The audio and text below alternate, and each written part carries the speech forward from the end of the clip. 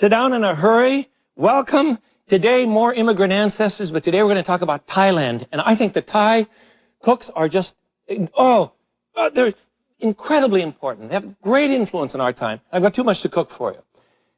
Thailand is a marvelous and very ancient culture, one of the few cultures in the Far East that has completely avoided colonialism. That is to say, no one ever took them over. Now, on the map, you can see they're right in the middle of all sorts of other nations, Laos, Cambodia, and Vietnam, China to the north, but they avoided any kind of takeover, but they've always had a king. They're a model of democracy now.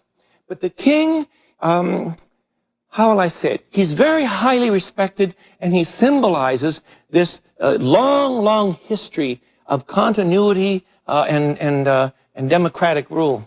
A very interesting people, and a very patient, very beautiful people. Some claim it's because of their devotion to Buddhism, so that they're very quiet, very sometimes introspective, a very lovely, very aesthetic culture. I adore them. I just adore the Thais. The people probably came from China originally, and we're talking a good 2,000 years ago. 1,000 years ago, they began to develop a profound culture. And in 1531, the nation was called Ayutthaya, from which we get, I think that's how we get the word Thailand, but it was called Siam. That word you recognize.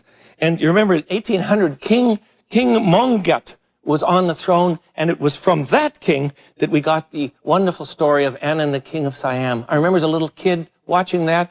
I wanted to go so badly. The current king's name, and I must say this respectfully, but my Thai is terrible, so I apologize first, is King Bhumipan Adon Yedet.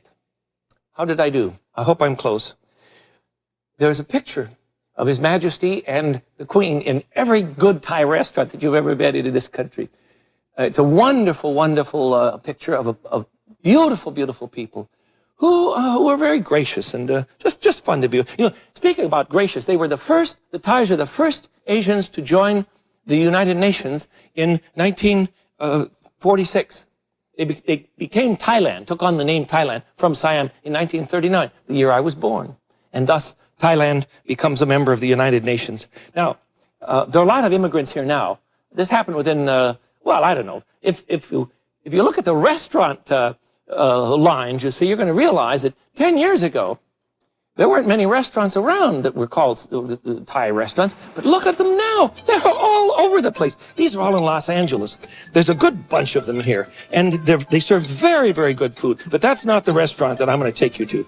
I enjoy the restaurants in, gee, I didn't get my favorite. What is it called? Princess Siam? I think that's what it is. But my favorite is in San Francisco. It's a heavenly place called Menorahs.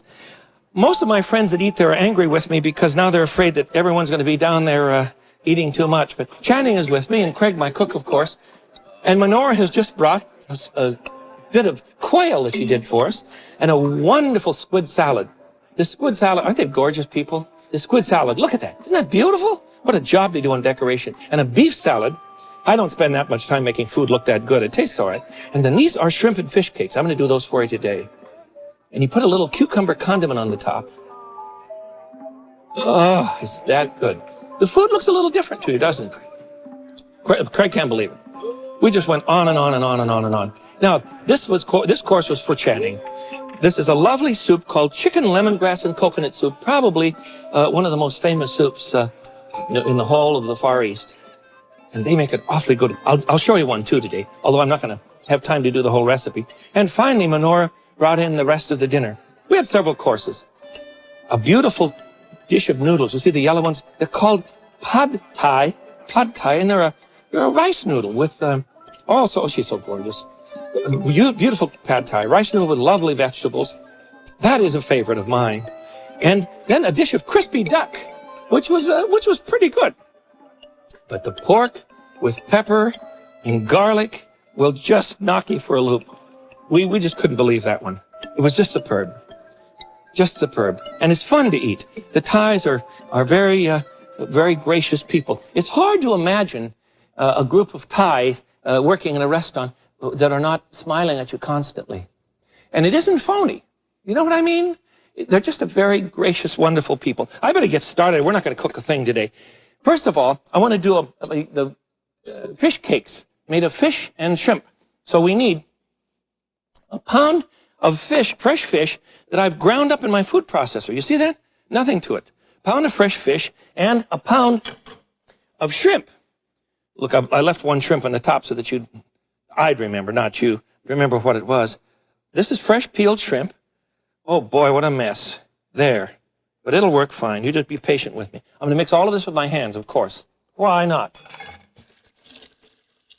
There. Now, we're going to have to hold that together. So, we're going to add the following ingredients. I need some string beans. These are very fresh. Oh, you want about 1/4 of a cup of string beans. 1/4 of a pound, I should say. That's enough. Little string beans cut. Isn't that interesting? And we're going to add some garlic. I want a couple teaspoons of garlic chopped very fine. There we are. That should do me. And 2 eggs. Boy, write this one down because it took me a long time to figure it out, and it is a classic. This is for my cousin David in San Francisco. David, if you're watching, I promised you, this is Crazy David, the man with the hats. I promised you this dish, and we've got it for you. Here's an interesting thing. This is a red curry paste from Thailand. You just buy it in a can. It says red curry paste right on the label. And we're going to use a couple of teaspoons in our dish. That should do. Oh, if you want it hotter, well, of course, put in more. But it's a wonderful condiment. The other condiment that's so common in Thailand is fish sauce. It's made of anchovies and salt that are just allowed to ferment for a long time. I want 4 tablespoons of fish sauce. You can buy it in a Thai company, or if you buy it from the Filipinos, they'll call it nam pla, or if you buy it from the Vietnamese, it'll call nuk mam. But I think this is the best brand of all, and it's made in Thailand. Oh, that's good stuff. It's just wonderful. 4 tablespoons of cornstarch will help hold this together. 1, 2, 3, 4. That'll do us. And then some sugar for flavoring. Bring out the brightness of the dish. Just about a 1/2 teaspoon. And what else do we need? I think we're done. Oh, no. Black pepper. Black pepper. About, 1/2 teaspoon, I suppose. The Thais like pepper. I went in one Thai restaurant in Seattle, and I think that's all the woman did was season with pepper. Black pepper on everything. I have a black pepper dish for you that I think you're really going to like, too. Okay, now we'll add a little bit of chopped cilantro, and this is fresh coriander. Chinese coriander. Called cilantro by Chicano people, or Chicano speaking. And let's see, what else? What are the, I can't give you the Thai name. I can't even give you the Chinese name. That's the whole recipe. So I'm going to mix all of this up now. Be sure that when you do this, you splash the cornstarch around the kitchen as far as possible so that you have a real mess on your hands. There we go. Now you want to blend this a bit so that it holds up. It will begin to eventually thicken a little on you. Just with your fingers, you see? There it goes. Now it's beginning to solidify. See what I'm doing?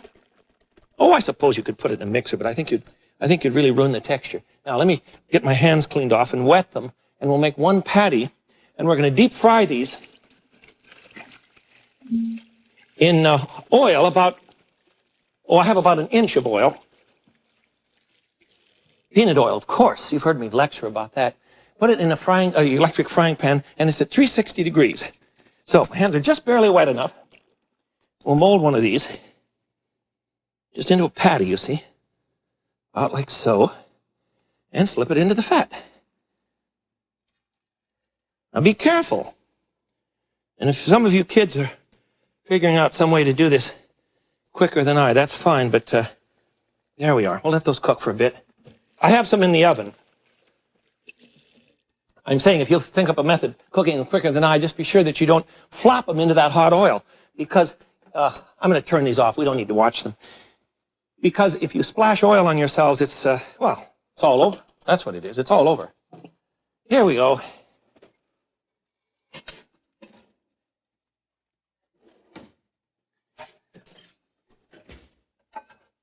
Aren't these beautiful? There we are. And they're called in Vietnamese, in Thai, they're called Thad Mon. Thad Mon. Aren't they gorgeous? That's enough. That's enough. To give you an idea in any case. And they're served with a very lovely sauce. Whoops, I have to add some peanuts to that. Another food product that's so common in Thailand are chopped peanuts. This is a cucumber and vinegar sauce.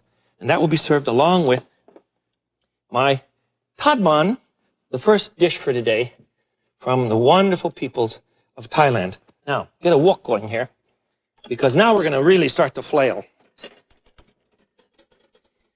This next one, look at the cornstarch I have all over the place. Cornstarch is very, very fine. You know what? Corn, of course, came from this country, didn't it? So you have to ask a question, where do the Thais and the Chinese get cornstarch? Because they use it all the time. Well, it came from this country. But prior to their using it, they used a starch made out of lotus root. The lotus blossom that's in the water has a big tuber on it, and the tuber is very starchy, and it has a kind of a pink color to it when you dry it, and it's very beautiful.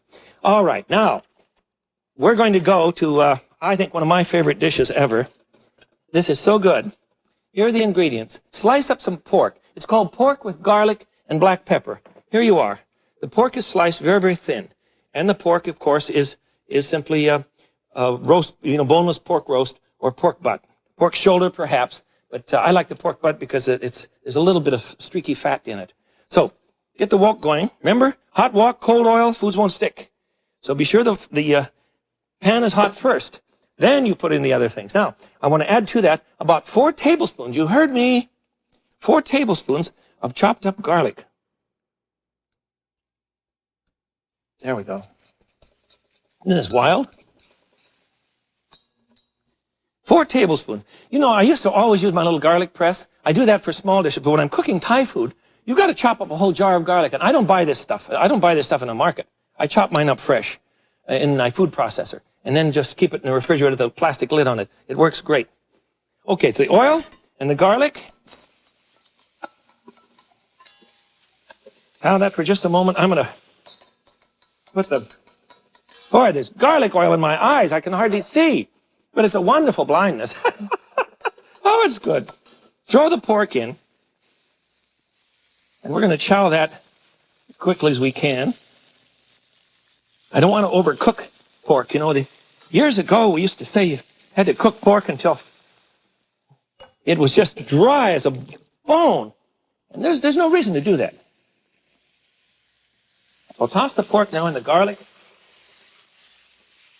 and oil. You know, I think I need some more oil in this, and more peanut oil. There we go.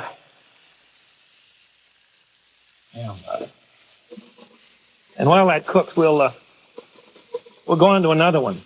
There are all sorts of things cooking around here today. I tell you, there's almost too much. Here's one thing else too. Something else I have to remember. There's a wonderful. I'll show you a whole stalk. I can find it doesn't look like it's been hit by a truck. Here we go.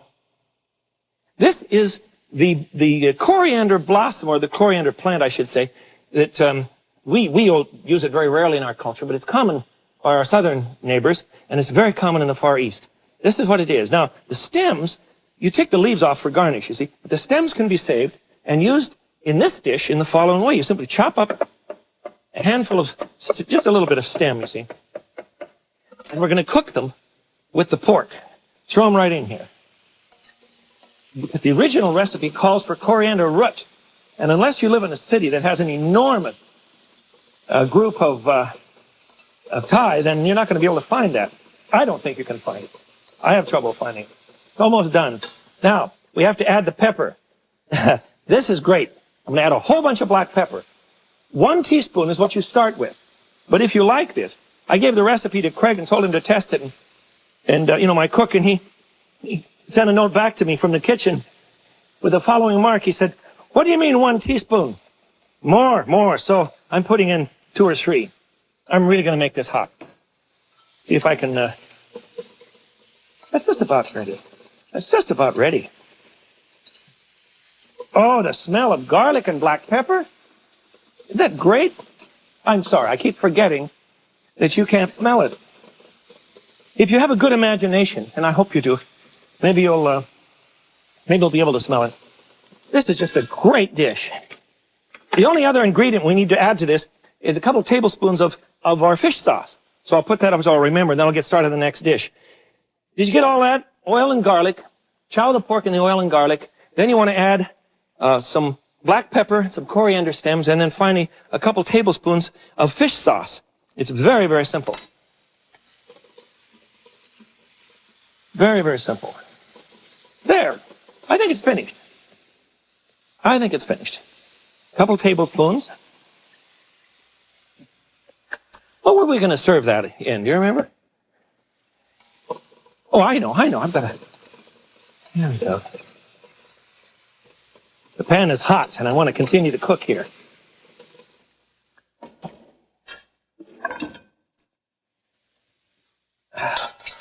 Pork with garlic and black pepper and a stiff shot of wonderful fish sauce. Now, if you're nervous about what I've told you about the fish sauce, I want you to calm down because it is anchovy with salt. That's all there is to it. You didn't see me put any salt in, did you? You use this instead. But it isn't fishy as you think it would be. So let me put that one out for you. I'm going to keep cooking right away. I want to get a Thai beef salad going for you. This one is just wonderful. The Thais do all sorts of things in the way of a salad with various meats, which means, of course, you eat less meat than if you would eat a whole course that way. So here we go again. Basically the same sort of thing. Boy, the pan's plenty hot this time, isn't it? A little bit of oil. And a little bit of garlic. A couple cloves, I guess, would be plenty for you. Chow that for a bit, and then I want to get this going. There we go. And put in the beef. And while that's cooking, I'll show you what kind of beef we're using. I've got about 3/4 of a pound of flank steak. And I want to cook this very, very quickly. Very, very quickly.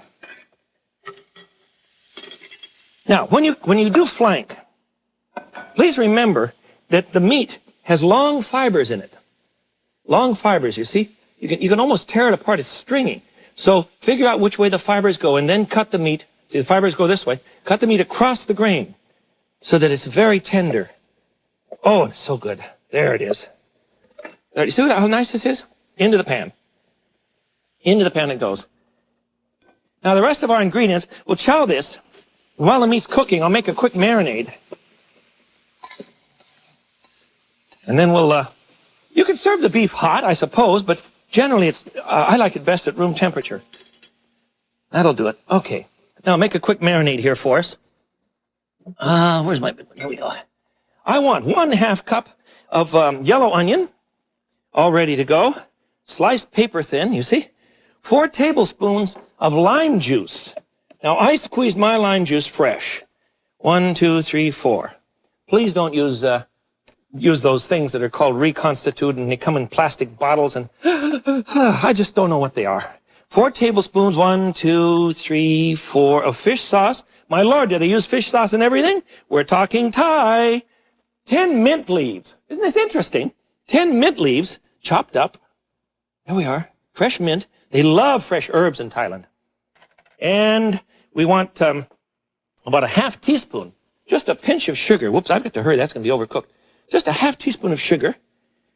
And a bit of red chili and garlic paste. Now, this is from China. I want about a 1/2 teaspoon of this, too. Can you catch the label? It's always labeled backwards for me. Chili paste with garlic. And you can find this in any Chinese market. This is the best brand, too. Lanchi. All right. Mix that up. And we're ready. I'm going to shut off this pan here. Too much going on. Remember, with wok cooking, have everything ready before you ever turn on the wok. Don't suddenly realize, whoops, I've got to chop the onions. I've got to do this. I've got to do that. None of that stuff. Okay. We're ready, I think. Find a bowl to mix this in. You know, if I had more fun cooking than I do, I don't think I could take it. I can't think of another profession that would be... I've got 4 young chefs coming down, young students coming down from a school in Vermont this weekend to visit. And they're going to help me cook, and then they're going to go back and gossip with the fact that they were on the set with the Frug and all that sort of thing. I have so much fun. Okay, let me see what else I need to add to this now. I think we've got it. Just mix this up a bit. And it's served on a bed of cucumbers. Oh, that smells good. Wow. Where's my bed? Here it is. Here's a bed of cucumbers. And we'll put the very rare beef salad right on top of the bed. Well, come on, Smith. All right. You know we don't rehearse these things, don't you? Because we're always got a little wacky behind here. But I want you to understand that's how your kitchen is, too. You don't have rehearsals for dinner parties, do you? Maybe that would help. Do you suppose? I don't think so. I've got to tell you one other story. I'm going to garnish this with some chopped scallions there, and some chopped coriander, just some whole coriander pieces just for the center. And there you have a salad. Now, while I unload the oven, here we go. I've got all kinds of things for you. While I unload the oven, Craig, you want to come and finish this chicken soup? Maybe I better talk about the soup first, huh? The most famous soup. And you're going to have to find a pot to... I'll do that. I'll finish it, and then you find a pot to put in it. I want some green peppers into my chicken soup. Chicken and coconut soup. Chicken's already in there. Hot green peppers. And we're going to add some lime juice. I want a couple tablespoons. That's plenty. Lime juice is just wonderful stuff. And then a little bit of salt and pepper. Not much. There we go. And some pepper. There we are. Okay, Craig, I think that's fine. You want to stir that up and put it in this pot where we'll be all set. I've got to tell you, when we were having dinner in San Francisco, Monora, who runs the restaurant, came by, and she's just an absolutely gorgeous creature. And when she left, Craig turned to me and he said, "Are there no unattractive Thais?" That's true. Did you say it or not? And I finally turned to him and I said, "No, I don't. The Thais are all beautiful. It's very strange and wonderful culture. Very interesting people." Here's one. Here's the noodle, the pad Thai. Let me pull one out here and show it to you. You see, it's a wonderful rice noodle. Oh, that's good. And we have beef with basil. Isn't this amazing? I'm just going to keep bringing them out. Beef with basil. This is served hot, but it's fresh basil with garlic and a bit of black pepper and good beef. And here's one that I think is just beautiful. This is a squid salad. And the squid has been cut in a little diamond pattern. You see that? Isn't that beautiful? And then very quickly blanched, then tossed with vegetables and a wonderful dressing. This is just so good. Now let me find some room. I think I have one more thing here, don't I? Yes, I do. Yes, I do. This I want you to see. This is a beautiful, beautiful bowl from Thailand. It's just aluminum. It looks so expensive, but can you see the chicken in here? Isn't this gorgeous? And this fancy lid, you'd think it was all sterling silver, but it's not. These are $18 at a good market. Okay, here's the last one, and it's a dish of chicken with red curry paste. Remember the red curry paste I showed you? And it has a little coconut in it. The Thais are very fond of coconut. Find coconut everywhere in their cooking. I adore this. Show you this last one. I think we've made it. What a feast. And the food is, look at that. Isn't that beautiful? That's so good. If this doesn't do you in, I don't know what to say. Let's review. Thai cooking with coconut and lemongrass. Oh, the soup, by the way, has this long lemongrass in it. This is wonderful stuff. And coconuts and all kinds of fresh herbs and wonderful things give rise to this cuisine. Squid salad. A wonderful patty made of fish and shrimp. A beef with black pepper and garlic that will just knock you for a loop. A beef salad that's very delightful. Beef with basil. Oh, excuse me, that was pork. Let me go back to it. This is pork over here. This is pork that I'm talking about. Pork with the black pepper. Then the beef salad and beef with basil. Pad Thai, this wonderful noodle, and this gorgeous pot contains the most famous Thai soup, chicken, lemongrass, coconut soup, and finally, chicken with red curry paste. These dishes are very typical of a culture that is very, very beautiful. And I hope that one of these days you'll be able to find a Thai restaurant and become terribly attached to the owners because they're wonderful, wonderful people. It's an old culture. It's rather new to us. And I'm afraid that Thai cuisine now is very in. And I feel bad about that because I don't want our Thai friends to, to feel in. They're our immigrant ancestors. And they're very wonderful to be here. So, this is the Frugal Gourmet. Sawa di kap. Until I see you again, I bid you peace. Bye-bye.